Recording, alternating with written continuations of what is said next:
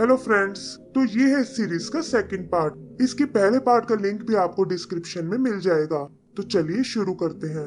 तो last part में हमने देखा कि लिन नाम का लड़का एक वर्चुअल गेम के अंदर जाता है जहां उसके जैसे और भी कई प्लेयर्स हैं।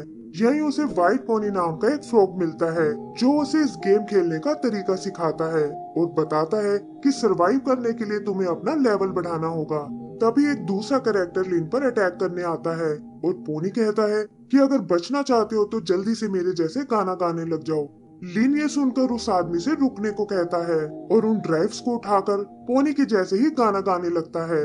वो आदमी ये देखकर हैरान हो जाता है और उसे समझ नहीं आता कि आखिर ये पागल क्या कर रहा है।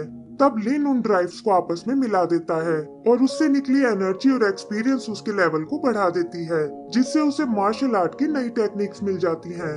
पोनी उसे बताता है कि अब तुम एक लेवल 2 के प्लेयर हो और इससे तुम्हें मिलेगी थंडर अटैक की पावर। वो उसे इसी तरह अपने लेवल्स को बढ़ाने को बोलता है ताकि जल्दी ही वो टॉप रैंक्स में आ जाए। उधर उस आदमी के साथी उसका मजाक उड़ाते हैं कि तुम इस नए प्लेयर की बातों को कहाँ सुन रहे हो और हमें तो लगता है कि तुम्हें शायद इससे डर लग रहा है। उस आदमी को भी ये सुनकर गुस्सा आ जाता है और वो लिन को एक जबरदस्त पंच देने की सोचता है, लेकिन इस बार लिन पूरी तरह से कॉन्फिडेंट था और वो उस पर अपनी थंडर फिस्ट से अटैक करता है।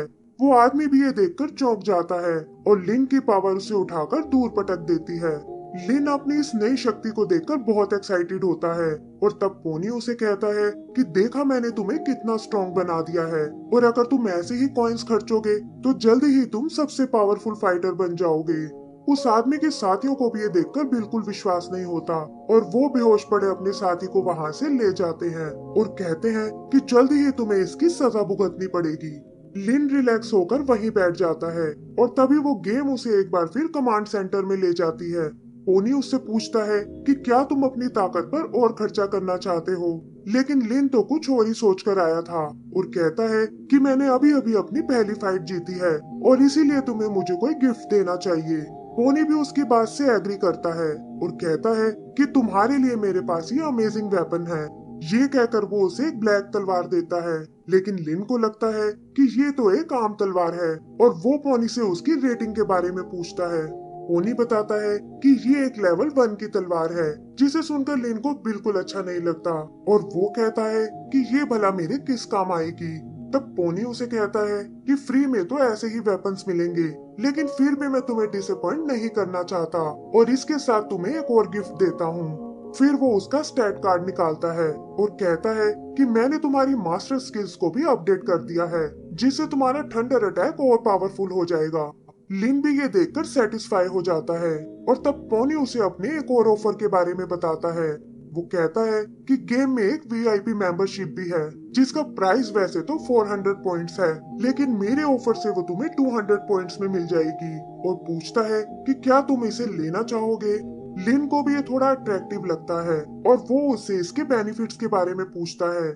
तब पोनी बताता है कि नॉर्मली हमारे यहाँ 4 तरह के मेंबर होते हैं, ऑर्डिनरी, प्लेटिनम, सुपर और सुप्रीम, और जिसकी कैटेगरी जितनी हाई होती है उसे उतने ही ज्यादा बेनिफिट्स मिलते हैं और वो बाकी प्लेयर से ज्यादा स्ट्रॉन्ग हो जाता है। लेकिन लिन उसे कहता है कि मेरे पास तो अब कोई कॉइन नहीं बचे और मुझे कोई ऐसा ऑफर बताओ जिसमें बिना खर्चा किए भी मैं स्ट्रॉन्ग बन सकूं। इस पर पोनी कहता है कि तब तो बस एक ही रास्ता है कि गेम बंद करो और अपने घर जाकर आराम से सो जाओ, क्योंकि सपने में तुम्हें हर चीज फ्री में मिल जाएगी। और ये कहकर वो उसे वापस भेज देता है। उधर लिन पोनी के बताए ऑफर के बारे में सोचता है और उसे लगता है कि मेंबरशिप लेने में तो बहुत फायदा है, लेकिन वो भला इतने कॉइन्स कहाँ से लेकर आएगा। तभी सामने बने मेंशन को देखकर उसे एक आइडिया आता है और वो छुप कर वहाँ चोरी करने जाता है। वो देखता है कि वहाँ आसपास कोई नहीं है और मेंशन का दरवाजा भी खुला हुआ है, लेकिन जैसे ही वो अंदर पैर रखता है वहाँ उसे उसी आदमी की बॉडी नजर आती है जिससे वो थोड़ी देर पहले लड़ रहा था और वो उसे देखकर डर जाता है। तभी पहले वाले वो दोनों आदमी वहाँ आते हैं, जिनके साथ बैन नाम का एक और योद्धा भी है और वो देखने में किसी रॉयल फैमिली का लग रहा है। बैन लिन से कहता है कि मेरे आदमी को मारने की तुम्हारी हिम्मत कैसे हुई और अब तुम यहाँ से बचकर नहीं जा सकते। लिन उसे समझाने की कोशिश करता है कि मेरा इन सब में कोई हाथ नहीं है और ये आदमी तो पहले से ही मरा हुआ था, लेकिन बैन उसकी एक नहीं सुनता और कहता है कि इसका बदला मुझे तुम्हें मार कर लेना होगा। फिर वो अपनी तलवार से लिन पर अटैक कर देता है और लिन उसे फिर समझाता है कि तुम्हें कोई गलतफहमी हुई है और तुम मेरी बात क्यों नहीं मानते। तभी अचानक से पोनी वहाँ आता है और कहता है कि ये आदमी तुम्हारी बात नहीं मानने वाला, क्योंकि सच्चाई तो ये है कि बेन को इसी ने मारा है और अब ये तुम्हें भी जिंदा नहीं छोड़ेगा ताकि तुम आगे जाकर इससे कम्पीट ना कर सको। लिन ये सुनकर चौंक जाता है और देखता है कि पोनी भी वहाँ से गायब हो गया है। उसे बेन पर बहुत गुस्सा आता है और वो उसे लड़ने के लिए अपनी तलवार निकाल लेता है। तब बेन कहता है कि तुम्हें अपने लिए कोई ढंग का वेपन लाना चाहिए था, लेकिन लिन अपने अटैक से उसे पीछे धकेल देता है। बेन को भी लिन से ऐसे अटैक की बिल्कुल उम्मीद नहीं थी और वो कहता है कि आखिर ये कैसे पॉसिबल है, क्योंकि मेरी तलवार तुमसे ऊंचे लेवल की है। इस पर लिन कहता है कि तलवार के साथ साथ उसे चलाने का भी दम होना चाहिए और ये सुनकर बेन गुस्से में उस पर अटैक कर देता है। फिर हम उन दोनों के बीच फाइट होते हुए देखते हैं और बेन के साथी भी उसकी मदद करने आते हैं, लेकिन लिन उन्हें चकमा देकर वहाँ से निकल जाता है। बेन भी उसका पीछा करने लगता है, लेकिन देखता है कि उसकी छोटी सी तलवार में बहुत ताकत है। एक के बाद एक उसके सारे वार बेकार होने लगते हैं और फिर वो लिन की पर्सनल लाइफ पर कमेंट करता है और कहता है कि तुम भी अपने पेरेंट्स की तरह एकदम बेकार हो। लिन ये सुनकर गुस्से में उसे बहुत मारता है और उस पर अपनी थंडर पावर का यूज करता है, लेकिन तभी एक ब्लैक फाइटर वहां आकर उसके अटैक को रिवर्स कर देता है और इससे लिन उछलकर दूर जा गिरता है। बेन उस फाइटर से कहता है कि इसने हमारे एक साथी को मारा है और अब ये मुझे भी मारना चाहता है। तभी वहाँ कुछ गार्ड्स और सिटी का हाउस मास्टर आता है और पता चलता है कि बेन असल में उन्हीं का बेटा है। इधर पोनी लिन को बताता है कि ब्लैक फाइटर तुमसे कहीं ज्यादा स्ट्रॉन्ग है और वो वहाँ से बचकर भागने लगता है। वो पोनी से बाहर का रास्ता पूछता है, लेकिन वो ये कहकर गायब हो जाता है कि इस वक्त मैं तुम्हारी कोई मदद नहीं कर सकता। उधर कुछ गार्ड्स लिन को रोकने की कोशिश करते हैं, लेकिन वो उनसे निपटता हुआ आखिरकार उस सिटी से बाहर निकल जाता है। इधर हाउस मास्टर अपने गार्ड से कहता है कि तुम्हें किसी भी कीमत पर लिन को पकड़ कर लाना होगा और साथ ही उसे अपने बेटे बैन पर भी बहुत गुस्सा आता है, लेकिन बैन तो ऐसे शो करता है जैसे कि वो बहुत लाचार है।